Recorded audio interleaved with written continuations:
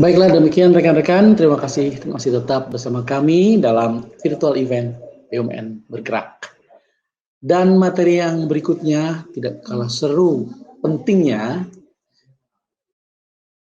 akan dibawakan oleh Alex L.A. Beliau adalah Principal Consultant of National ICT Talent Development of Huawei. Dan F.A. Edwin Diender, Chief Digital Transformation Officer of Huawei. Dengan moderator, Saudara Aan Priyatna, dan Maria Eka Kurniawati dari Huawei Indonesia. Alex Lee akan membawakan sebuah materi yaitu Granularity of Innovation. How do you see it runs in other countries? Perlu diketahui oleh rekan-rekan bahwa materi sekarang akan dibawakan dengan bahasa Inggris, jadi mohon disimak baik-baik, tapi tidak kalah pentingnya apabila kita mengerti semua permasalahannya. Baik rekan-rekan, selamat mengikuti.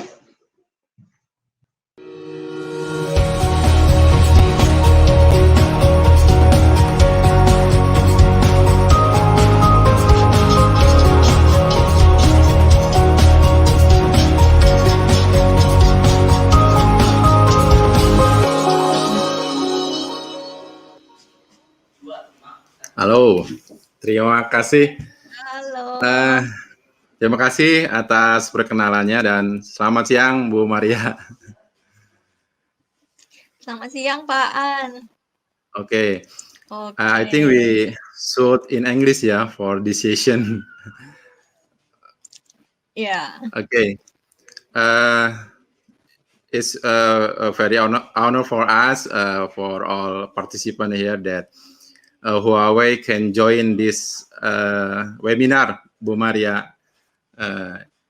It's very great opportunity for us to hear some insight for Huawei speaker that present for this session. Bu Maria, siapa aja nih pembicara kita kali ini? Yeah, so actually for today's session, there will be two parts from Huawei. The first one is a Pillars of the Digital Foundation by Edwin Diender. So what I want to let you know is that Edwin is our Chief Digital Transformation Officer from Huawei Enterprise Business Group. So yeah, he has a lot of experience in the, he initiated the hierarchy of needs for connected cities and industries. And, as Chief Digital Transformation Officer, he helps customers and partners with business growth, innovation, and energy transition throughout their digital journey. Example focus on the smart city, safe city economics, digital governance, and cloud. And then the future of work, big data analytic, digital transformation for intelligent cities, that kind of thing. So the remarks from Mr. Edwin will be very wonderful. And then the second part, we also have a very special speaker. It's for Huawei Digital Talent Development in Indonesia. It's Alex Lee. Yeah, Okay. he is our learning solution principal consultant, and then he is well involved in our national ICT talent development as well. Okay, Maria. I think it's very complete combination between both of them. Edwin in terms of future technology, smart city, cloud, big data, etc., and Alex Lee in people development. I think is that right? Yeah, that's the good combination for us. I think that technology combined with the people development. I see the industry, academic, and government. That's the IAC for Alex Lee. I see the curriculum of him.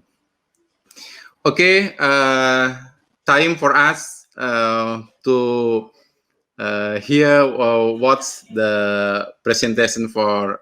I think Edwin first, Bu Maria, Yeah. Oke, Yeah, teman-teman semua, mari kita belajar. before Oke, Edwin please. will speak, I will share you some video about innovation first, Pak An. Oke, please. Yeah. Halo Edwin. Hello, Buman. Thank you very much for having me. Thank you very much for attending this session. Thank you very much. My pleasure to support. Thank you. Pleasure. Okay. I will share.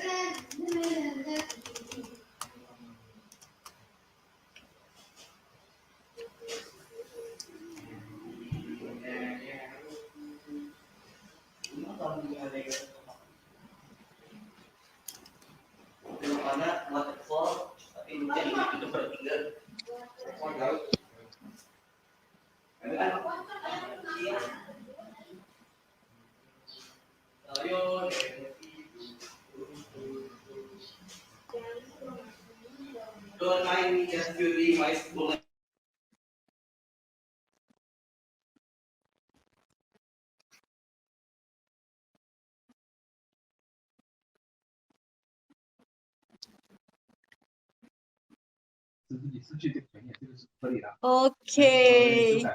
Maybe the voice is not coming out, Pak An. Maybe Yeah. it's okay. I can play again later. Then for now, I will give the time and screen for Mr. Edwin Diender first. Please, Edwin, please. Thank you very much, and I will ask Maria to share the PowerPoint presentation that we've prepared for the first part of this session, which is giving you again a little bit of an overview. And Maria, if you can also be so kind to just go from the next slide to the next slide when we ask for it. I think that's easier than when I swipe my finger on the screen as I go back and forth. That's probably a bit now easier. You already can see. Yes, very good. Yeah, we can see it. So as Maria mentioned in the beginning, we indeed have two speakers. Of course, my very reputational colleague Alex Lee, who is the Learning Solution Principal Consultant of the National ICT Talent Development of Huawei HQ Learning Services. And he will touch upon how we bridge the digital divide, so to speak. And I will talk a little bit about where that applies to. Of course, that applies to the digital foundation, which is you could say this is the brick and mortar of the road that is carrying these services, the road to digital transformation, if you like. And what I see, and if we can go to the next slide, what we see is that there are three main components that are carrying the clear foundation for that. So the next slide, Maria, if you please. Unless I need to do that with my finger. No, I'm asking Maria if she can click to the next slide. Yeah. Share it. So we basically see three main pillars that are carrying this foundation for digital transformation, that are enabling different programs and different initiatives to drive this road for digital transformation. I'm not seeing the slide to share, but the three pillars are, of course, the 5th generation of mobile networks, 5G, and of course the next and onwards generation of mobile networks. Mobility is one of the core pillars underneath the foundation of digital transformation. Another one, of course, is cloud and cloud enablement. The principle of cloud makes it very efficient to manage and maintain, to promote, to roll out, and to distribute every new and every upcoming service that is becoming available as we are embarking on this digital journey. And along this journey is also a third pillar, which is AI. artificial intelligence. But let me briefly highlight these three as they go forward. So if we look at 5G, so if Maria, we can go to the next slide. The fifth generation of mobile broadband connectivity will drive digital transformation and enable a new generation of advances and value into medicine, into transportation, into education, into different industries. And it will educate societies around the world that are able to benefit from that. So 5G is clearly underpinning the digital transformation part. The cloud piece, which is slide number 4, Maria, if you can click on slide number 4, then we can share that as well. Cloud is not one principle. Cloud allows us to create multiple clouds for specific purposes. For example, a government cloud, an educational cloud, a nationwide cloud for healthcare, for example, but also private clouds for clinics, for the world of utility, and so on and so forth. So multiple clouds working together and aggregating and supporting together are clearly beneficial to all of it. But when it comes to artificial intelligence, which is slide number 5, artificial intelligence is not what I think we should learn from it. We should not say artificial intelligence is what it is. There's nothing artificial about intelligence, to be honest. So I choose different abbreviations for the A when it comes to artificial intelligence. It is activate intelligence, almost like the brain of a child that is waiting for input and to be unlocked in its full potential. And from activating it, and when it learns as it goes along, this AI component, this activated intelligence, can advance. And then it can be augmented. There is additional learning points that make this artificial intelligence piece higher up. And it can be applied. It is very applicable for different industries. And those are a bit of the explanations for the 3 pillars underneath this journey, this foundation for digital transformation. If we look at the accompanying support programs that we have in place, then 2 of them are most prone that I would like to highlight. The first one is Tech for All. Tech for All is a principle within Huawei, is a platform within Huawei that is linking new ways of technology towards bridging the digital divide. Bringing technology and bringing digital to every person, home, and organization is driven from Tech for All. The power of digital is to include urban development, social inclusion, digital inclusion. Every kid in the world access to schooling and learning materials, for example, via perhaps a mobile broadband connectivity. Healthcare for each and everyone, even for those who are unable to travel, but via mobile and broadband networks can get remote consultation and remote medicine, for example, are ideas that sit behind Tech for All. And last but not least, it's Seeds for Future. It is a specific and clear program that we have in place to nurture students, not only in higher education, but to nurture kids and those who like to embrace and need to embrace this new digital starting point, this new digital future. And the pandemic is driving this faster and faster. Schools are closed. Teachers are forced to teach from home, and students, of course, are forced to learn from home. So how does that work with mobile broadband connectivity? How does cloud enable that? How is 5G able to transmit and carry that? And where is the component of AI able to advance it, to augment it, and to apply it? So Seeds for Future and Tech for All are 2 programs, 2 support programs in what we call, as I mentioned earlier, the foundation for digital transformation. And that brings me to the part of my colleague, Alex Lee, who's going to explain a little bit about how this applies to the talent development, digital talent development in Indonesia. Alex? Thank you, Edwin. Thank you, Edwin, for your presentation and highlight. Right. First of all, thank you very much for inviting Huawei to come into this presentation under the Boom Bergerak session. So I'm delighted. Right. What I'm going to do is I will share my slides. Just give me 1 second.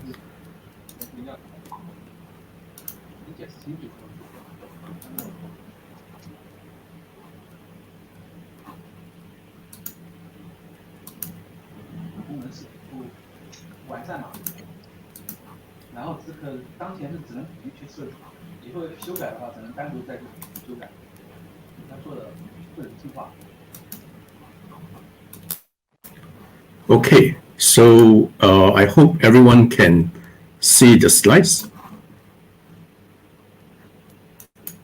Yep. Can everyone see the slides? Yeah. The screens are building up. If you can put it in projector mode or in PowerPoint view, it's already in projector mode.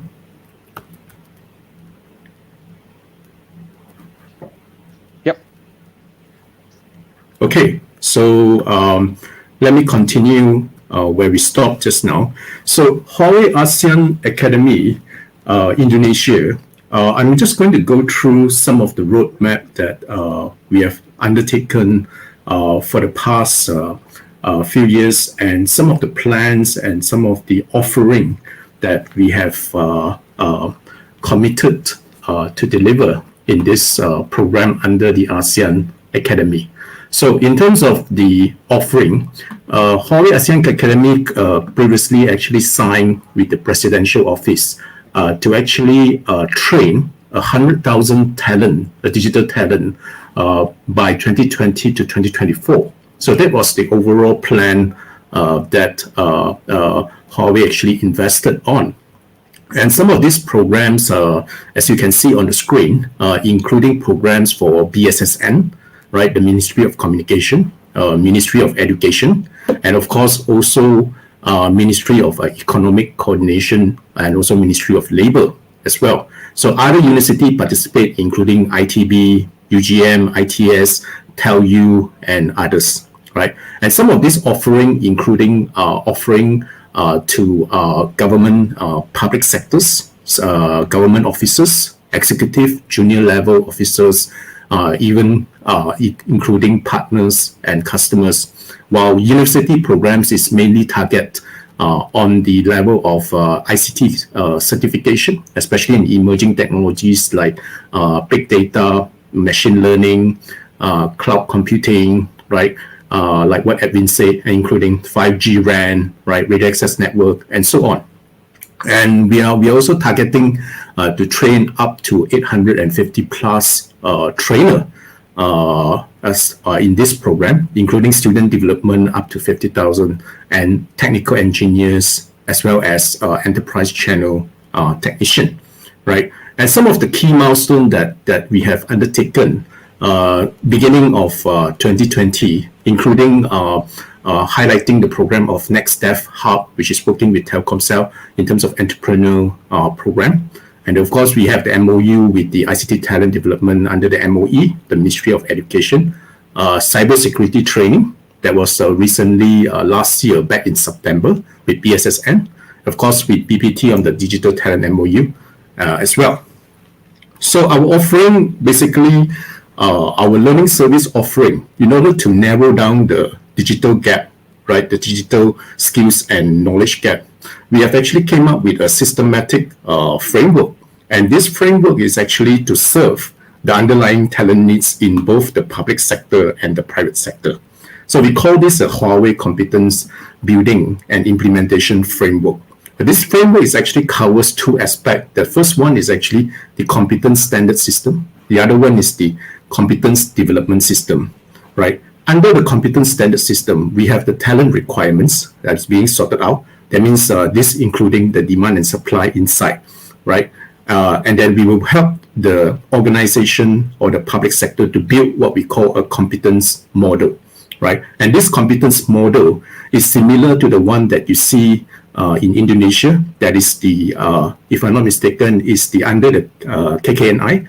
There is the Peta Okupasi Negara Indonesia, right? So that's the one that we have. So under the competence model, you can have, for example, like emerging technology like big data, machine learning, cloud, which highlight some of the competencies you need and some of the skills and knowledge required in order to align to a certain level of job role, right? Then we have also learning courses, right? Under the learning competence review, we have learning courses, and these learning courses are actually built or developed based on the competence review that will be undertaken, right? Based on the demand and supply insight, as well as the competence model that is built. So these courses are actually aligned to the industry needs, and including, of course, we also offer areas such as exam question development, and of course, trainings priority in key areas such as we mentioned AI, machine learning, big data, cloud, 5G, RAN, and so on. And of course, we offer skills certification to actually narrow down the gaps between the TVETs, technical vocationals, and also the education sectors around. And all these are actually supported by what we have, a training support system. And this training support system that Huawei invests, including things like we have a platform that allows students, graduates, working professionals, right, in the areas of ICT to allow them to actually learn about the radios, technologies, latest technologies like cloud, big data, machine learning, AI, right, and 5G in a learning cloud platform, right? And of course, they have learning modes, including some of the learning modes like instructor-based training, case sharing, online learning, and to go along with on-job training and experienced lecturers. Of course, we have resources to support that, all these mechanism, including job role repository or database. We have the competence model repository, course repository, and of course, exam question. So the training support system is meant to actually support the development of the competency standard system and the competence development system along with the certification system. Then we look into the three key changes in the 5G and DICT digital talent development. What are the changes in skills, requirement, position, and roles and talent types? Now, as we know that 5G has been one of the significant technology that is being moved on in this century. And we have seen that some of these new skills, right, are actually coming from areas such as EMBB services, URL services, MIMTC services, and of course areas like splicing, those kind of technologies. So we need a person. We need a person when we develop a talent. A talent should have a combination of both hard skills and soft skills. And this area including skills in the areas such as big data, machine learning, cloud computing, code development, those areas. For example, like IT facilities, infrastructures, and so on, right? They also must possess soft skills like having an innovative mindset, concept, and ideas, be able to analyze, be able to work as a team, right? Collaboration, and so on, right? So the trend is moving towards in a way that is actually we have areas such as a cross-job role. What it means by cross-job role, meaning to say that jobs are significantly combined together to become one, right? For example, people who have a database background, just as a DBA, database administrator, and a person who have a data analyst. So these days, skills such as database analyst and database administration can be actually formed and work towards to become a data scientist, which required to do modeling, which required to do software code development, right, and so on. So people who have certain skills who wish to climb the ICT career ladder, they probably looking at the new skills required for the new positions. And traditional roles are broken down, reorganized, and expanded, and new skills element are added to form what we call a composite position, right? Or composite position meaning that it is actually a cross job role, right? So talent type change, including new technologies that we mentioned, that will bring new types of composite talent organization. And these are the skills that is needed to integrate and to align with business and technology that are attached to the composite position. So in future, that business and technology, actually, these are the boundaries in terms of the enabler, the technician, or what we have, the business expert and the technical expert. So the spillover between business expert and the technical expert combine the knowledge of the business and technology. So these are the changes composition that a future job role, a talent type should have in the coming 5 to 10 years. And people who embrace this type of changes will have a significant value to be aligned with the society in general. Thank you very much. Thanks. So right now I'm going to pass back to Edwin for the remaining summary altogether. Thank you. Sure. Thank you. And I think at the end of our overall session, we also have an overall summary. But to summarize up what we as an organization would like to share before we move into the Q&A, which I understand, and a bit of a roundtable discussion that's ongoing. Our mission statement is to bring digital to every person, home, and organization for a fully intelligent and connected world. I think we should change that for the benefit of this session. For the benefit of this session, I think we should change it to bringing digital to every person, home, and organization for a fully connected, intelligent Indonesia. I think that summarizes our mission statement up best. Yeah. Okay. Thank you, Edwin and Alex. Very insightful, yeah, Maria. What's the 3 pillars of our future technology: 5G, cloud, and AI? Which is AI, not literally artificial intelligence, but also there's very wide interpretation, yeah, activated, augmented, very multi meaning of AI. So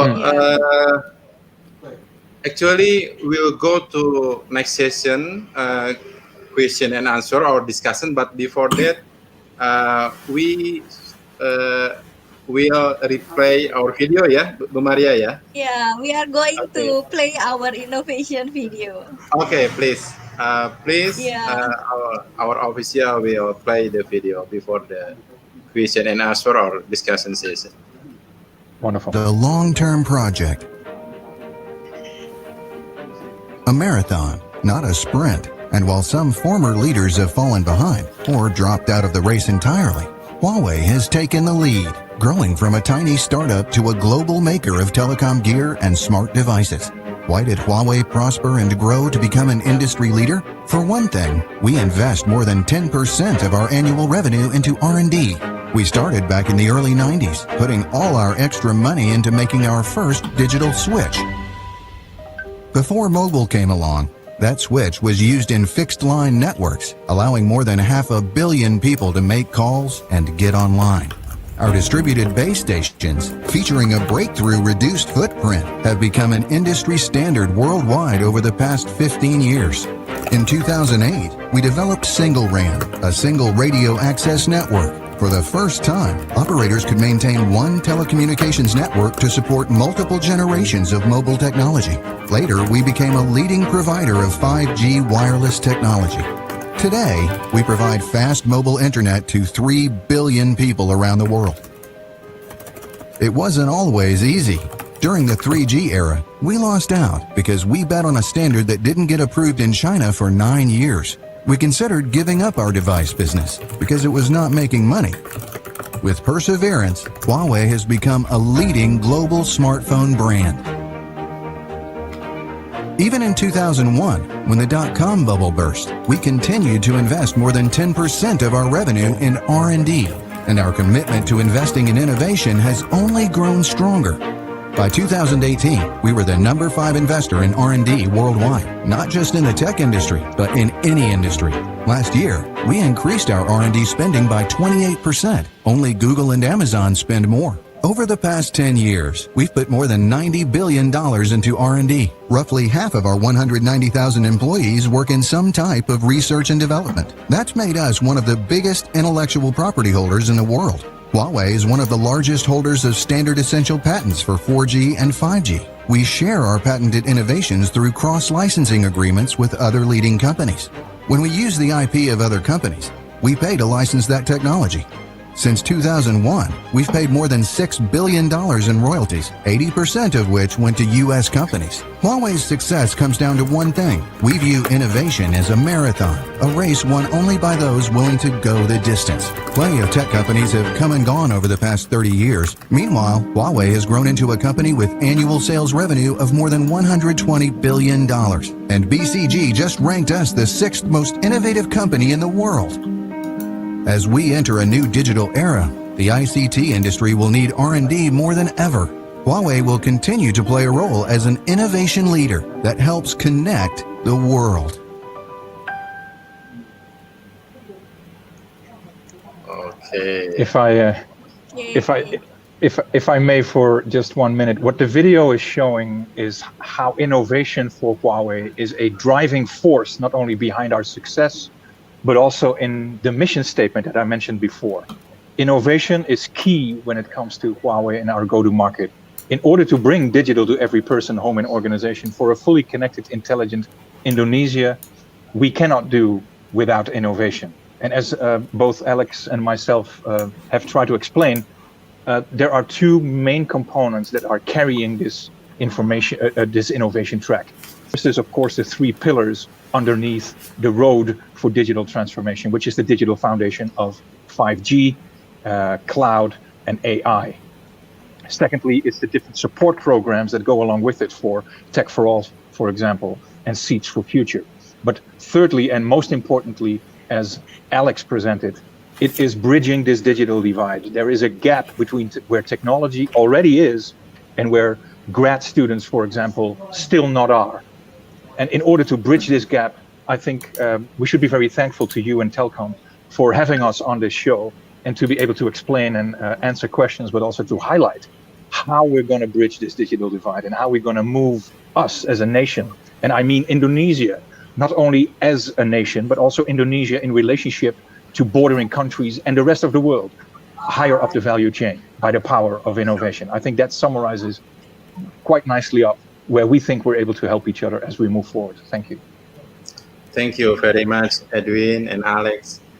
Thank you for the insight, for the spirit that's not only for business, not only for Indonesia, but also for our society. What's contribute there?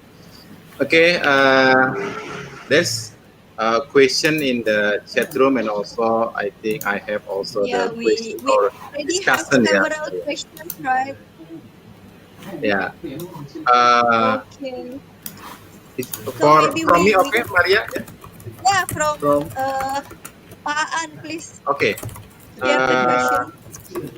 Alex and Edwin, I think we understand that 5G, cloud, AI, and other technology is very important for the future. But as we know that our maturity level for each cluster is different. Yeah, for government is different, and also for education or for academy, and also for business. Has our maturity level to understand or to implement technology. Actually, what's the Huawei strategy for address that differences about the maturity level of understanding of each technology? Please. Well, the core component in your question, I think, sits with what I think standardization and open and global standards. We as an organization have a strategy that follows the principle of platform and ecosystem. And a platform, of course, can be considered very technical. It has a lot of technicalities and components, but it's also something abstract. It's the principle of a platform, the idea or the concept that initiatives and programs can be linked and can be brought to market, can be lined up in a sort of an agenda, for example, a nationwide digital strategy for the coming 5 or 10 or 15 years. And within there sits a component for standardization and global and open standardizations. And we as Huawei are one of the few organizations worldwide who do not only contribute and do not only are not only participants in global standardization bodies and agencies and test institutions, but we are also a provider of platforms that are known for a few things. And one of the things that our platforms, as small as they are, a small piece in the smartphone, for example, or a large piece in a supersize, almost a garage version of a data center, and everything in between, so all the components in between, are known for a few things. Very low on power consumption is one. Interoperability and coexistence is another one. But the most important one taps into your question, in the core of your question, which is they are all built on global and open standards. Only on global and open standards we are able to really roll out and scale out interoperability and coexistence between systems that are already there, but also systems that have their own unique characteristics, capabilities, maybe even personality, if you like, that we don't want to leave behind. We need to integrate and we need to interoperate. So overlay these systems is better than forklift upgrade and replace. That's where we come from. Okay, so the keyword is global standard. Yeah. Global and open. Yeah, global and open. Global and open. Global and open. Yes. What do you think about the local culture or local behavior? Is it also should be follow that's international or global and open standard? I mean the like for competency is okay, but how about the behavior and cultural? The local situation. Sure. I think maybe Edwin, if I can just come in on that. So basically, when just now before I come to the question on the cultural issues, let us address just now on the academic level that you mentioned, and also the government level, right? Yeah. The two different level. So the whole idea about Huawei, in terms of the talent aspect, is to address the industrial, government, and academia collaboration, right? Industrial academia collaboration. We call it the IAG concept, right? So how do we address that? Is actually like what Mr. Edwin have said just now, is by looking at the macro level, right? By looking at the government policies in terms of talent. Say, for example, I give you a recent example. Indonesia have a Kerangka Kualifikasi Negara Indonesia, or we call it the KKNI. Correct me if I'm wrong. Yeah, KKNI. And inside the KKNI, there is a Peta Okupasi Negara, or we call it the Peta Occupation Map, right? The occupation map. And specifically, there is a TIK, Telecommunication Industry, that is the focus on the job role, digital job role, like areas such as career path, areas such as competencies, areas such as knowledge, and so on. So what Indonesia have as a KKNI is already a good starting point to have a foundation to build up further in terms of the Indonesia national transformation that is Pak President was visioned on in 2030. So this is the concept. So the whole idea is, how do we move from the transition from the 5 to 10 years to a developed country Indonesia have. But one of the key aspects is to have strengthened in terms of industry, academic, and government collaboration. How do we do that? Is to highlight. First example is, for example, under the Peta Okupasi Negara, under the KKNE, right? Huawei can contribute in terms of strengthening the emerging ICT job roles. Like, for example, this day you saw just now Mr. Edwin have mentioned about AI, big data, 5G, and so on. So we have new emerging job role that is created every year. Like in Indonesia, if you look at the statistic from the job agency or the World Bank, there's a data that says that there's an increase in the number of data scientists, data analysts, machine learning engineer, you name it, all the emerging job role, and also 5G RAN, radio access network engineer, and so on.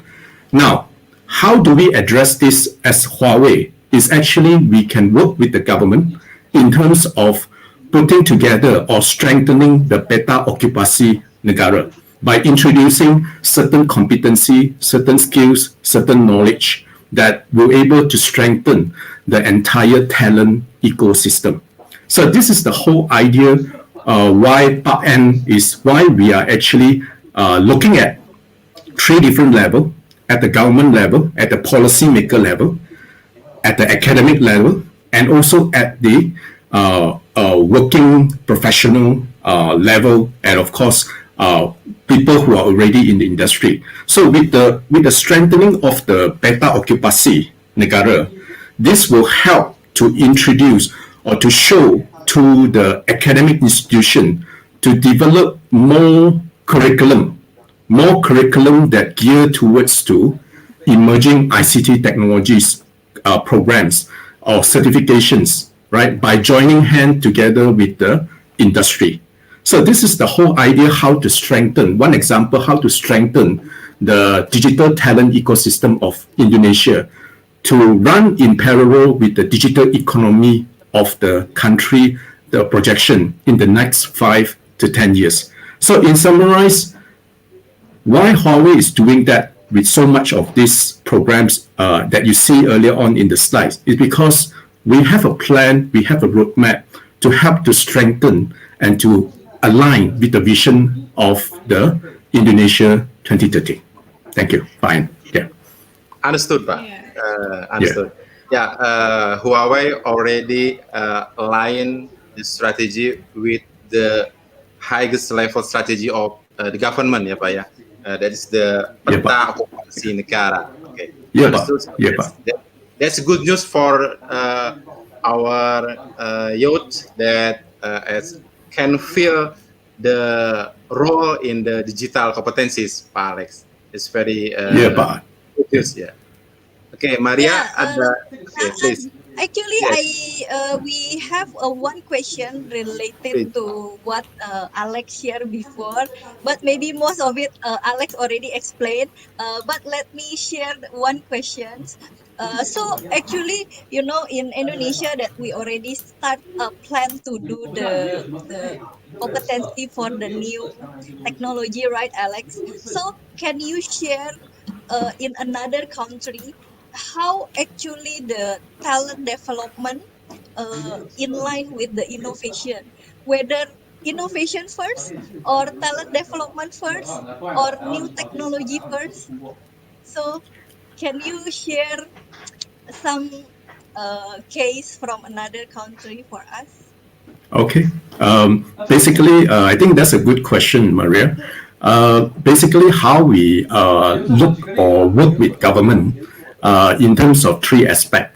Number one, just how we mentioned, is through industrial academic government cooperation, or we call it the IAG model, right? How we do it is programs runs by, let's say, for example, currently with Huawei, like just now Mr. Edwin mentioned, Seeds of the Future, Tech for all these programs with the ultimate objective is actually to work towards to develop a pool of talent that align with the industry's demand, right? So innovations actually has to come first in the kerangka, what we call the framework, right? I call it kerangka in Bahasa, right? So the kerangka means that there must be a framework. For example, if you, let's say countries, if you want to move towards to AI, how do you have a governance framework? How do you have a governance data framework? How do you government have to design policies that ensure that this governing data will subscribe to international, but at the same time, and like what you say, it has to be built in the sense that it has to be built under the Indonesian cultural sensitivity, and also the cultural aspect of the country, right? So a very good country that has built in terms of this framework, in terms of this is countries such as UAE, United Arab Emirates, in Middle East, right? So UAE has basically, just to give you a quick one, is they actually came up with innovation to allow UAE to use to develop more potential AI talent, to in the pipeline, so that it can actually serve the industry needs in the coming 5 to 10 years. So the government actually came out with a framework, an innovation framework, an AI framework, I think, which you can download it. There's a PDF document, which is quite extensive, I think about 200 pages, to share some of how the governing is going to be, what are the policies, what are the initiatives, right? What enterprise to do, what the startup segment of the country should do. Because when you talk about AI, these days, machine learning, there's a lot of startup that are doing a lot of development, right? Programs, development, and these are young people, youth, right? Generasi muda, I call it generasi muda, right? Generasi muda yang faham tentang inovasi dan also technology behind it, right? So this aspect actually allow this youth to use some of this, but to use some of these policies. But in order to tap onto this policy, the government must have an innovation framework.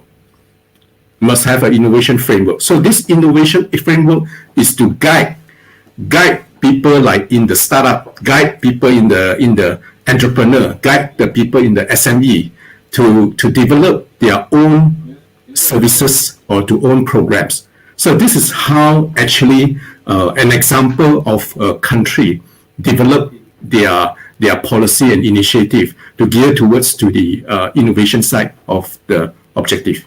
Yeah. Yeah. Maria? Yeah. Yes. Thank you, Alex. Thank Very you. interesting. Thank you, Alex. Okay, maybe next will be from Pak An. Another questions, right? Here I saw from the chat from Daniel. I think a bit quite answered, but I can read this. What have Huawei done so far in developing innovation that have been implemented globally? That's Well, a whole bunch, I would say. And I don't want to answer by saying, Google it, Huawei Innovation Healthcare, or Huawei Innovation Education, or Huawei Innovation 5G, because that would be the easy way out. I think there's a couple of things very clear. For example, at the beginning of the pandemic, and as the pandemic progressed and moves on, and as we are still in the middle of this pandemic, there are a lot of not only announcement, but also support, deliveries, integrations, assurances and network uptimes and connectivity layers that are available worldwide to allow more people to make use of mobile broadband connectivity without leaving the house, for example. There are a lot of examples where a lot of innovations that we've applied, for example, does something on your smartphone. There is an application called StorySign. StorySign is an application that you can run, download on any app store or Google Play. You put it on your smartphone and it will speak via the lens of the camera of your smartphone to pages, for example, on children's books. And what it does, it's an AI engine that translates the word of these pages into a little avatar that speaks sign language.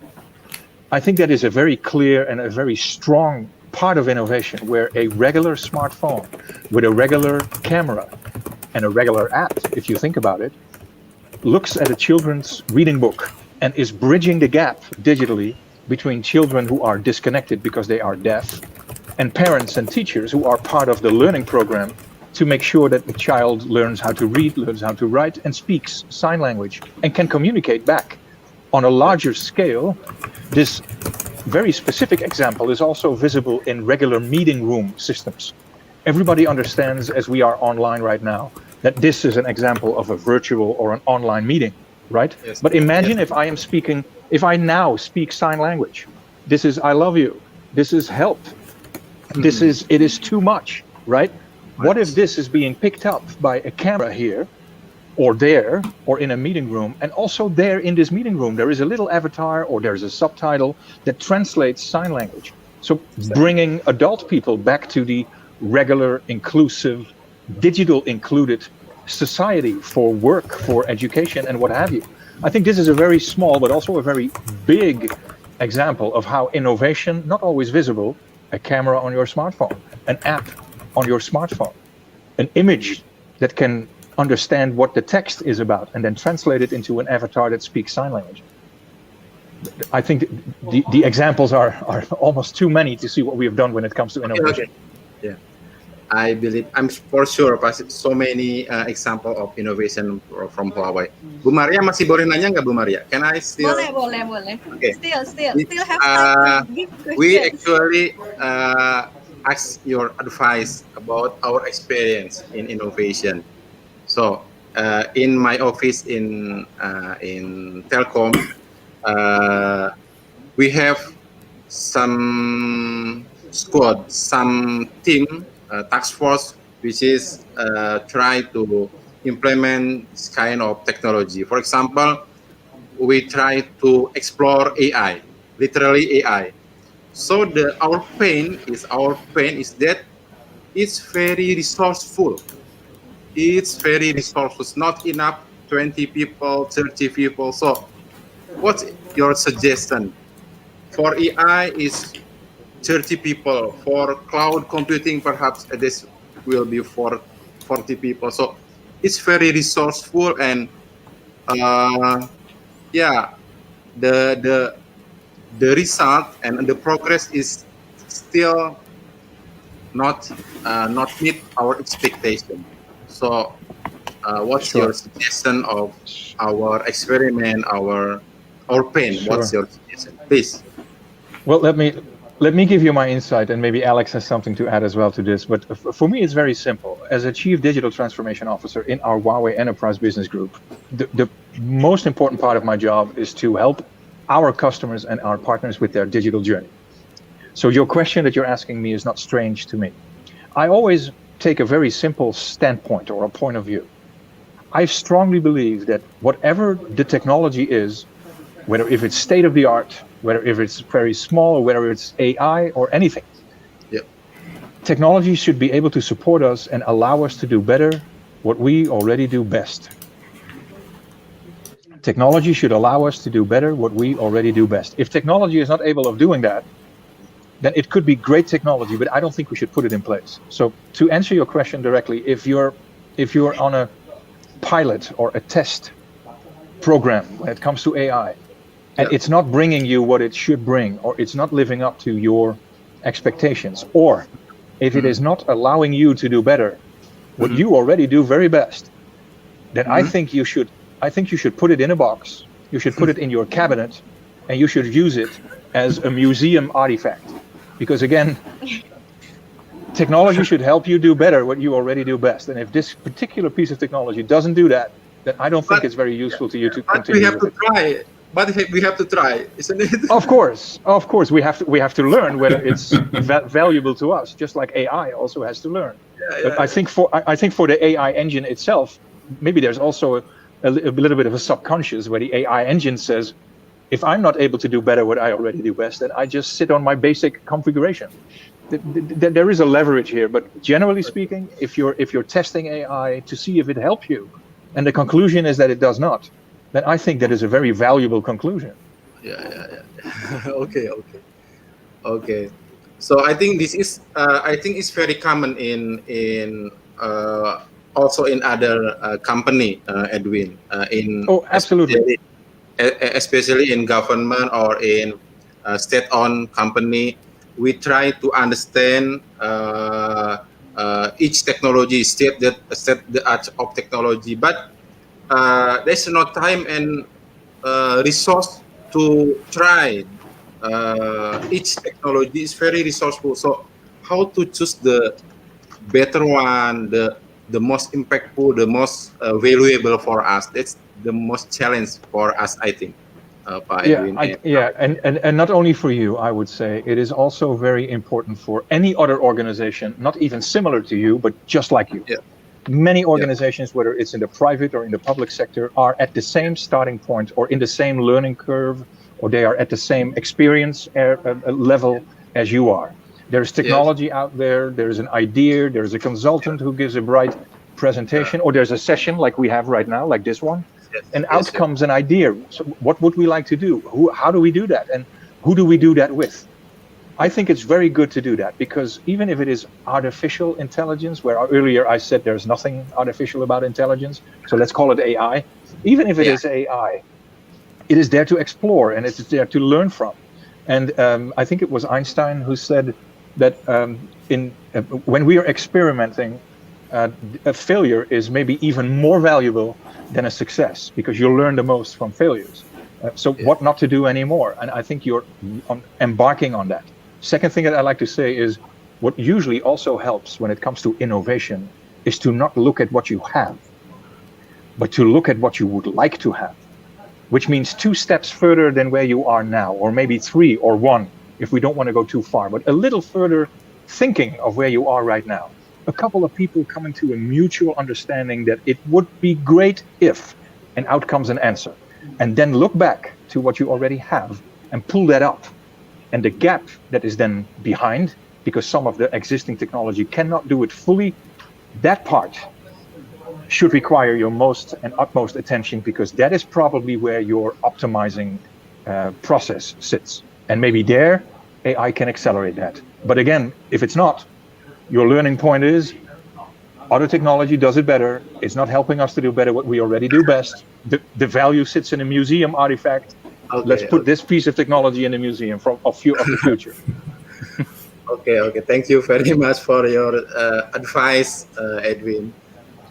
Bu Maria, itu ya apa namanya? Itu yang our feeling and our experience is seems like that, Bu Maria. Yeah. Okay. Oh, Alex, maybe you want to add something? Yeah, I just want to add, right? Innovations has to come with a more understanding about the organization limitations, right? Like, for example, knowing what are the limitations of the organization and where does this organization want to take in the next 2 to 5 years.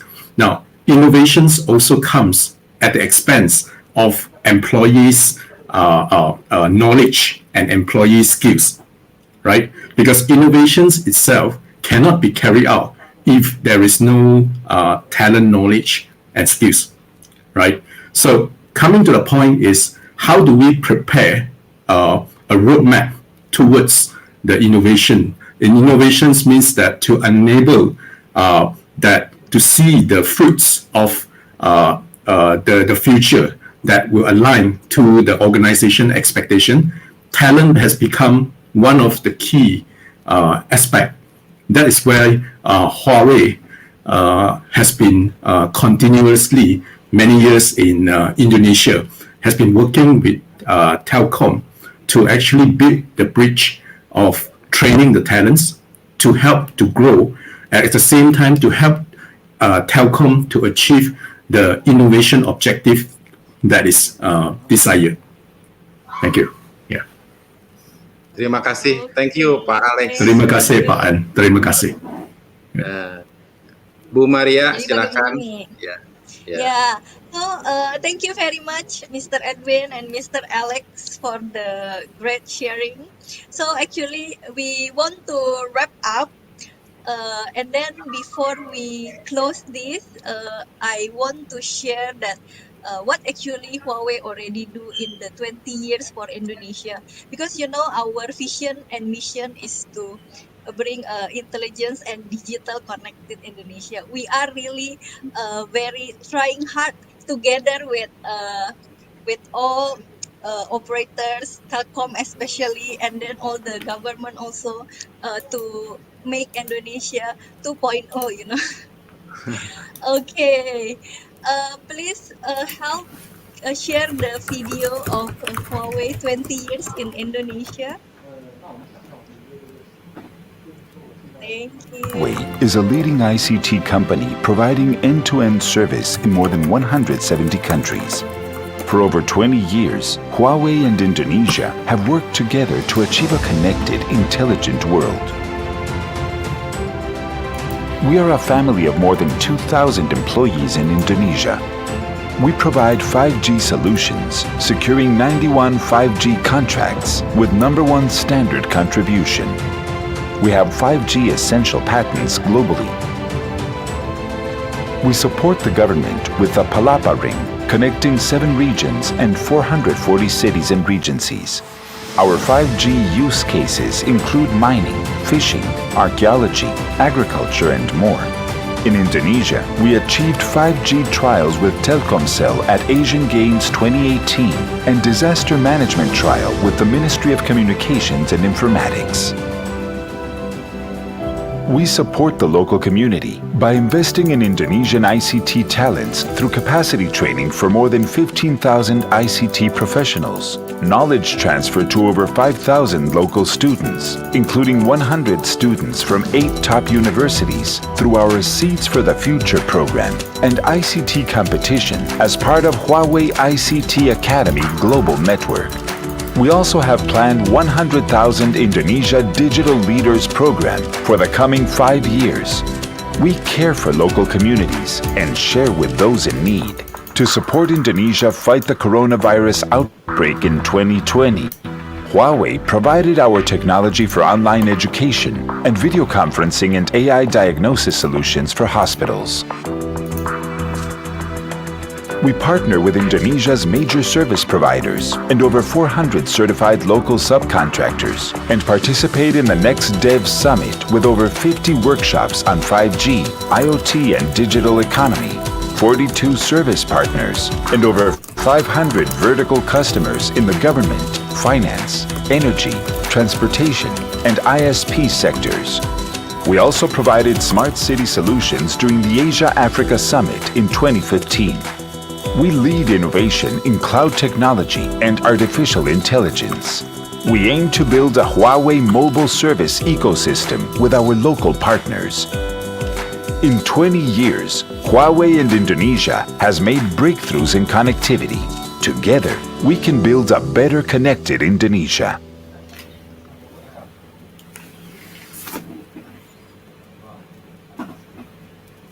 Okay. Okay, nice video. Very good. Okay, Maria, Mr. Edwin and Mr. Alex, thank you very much for your session and your. Terima kasih, Pak. Terima kasih. Terima kasih. Yeah. Terima kasih. Terima kasih. Thank you very much. Hope we can meet in the next session or in the future to get your insight. And also to more deeper discussion for about technology. Maria, please. Yeah. Okay. So thank you very much. So let's wrap up and hopefully see you all in another opportunity. Thank you Yes. very much. Salam sehat, sejahtera, semangat pagi. Semangat pagi. Pagi. Selamat pagi. Pagi. Thank you very much. Thank you. Terima kasih semua. Terima kasih. Terima kasih. Terima kasih. Terima kasih. Thank you. Bye-bye. Bye-bye. Kasih.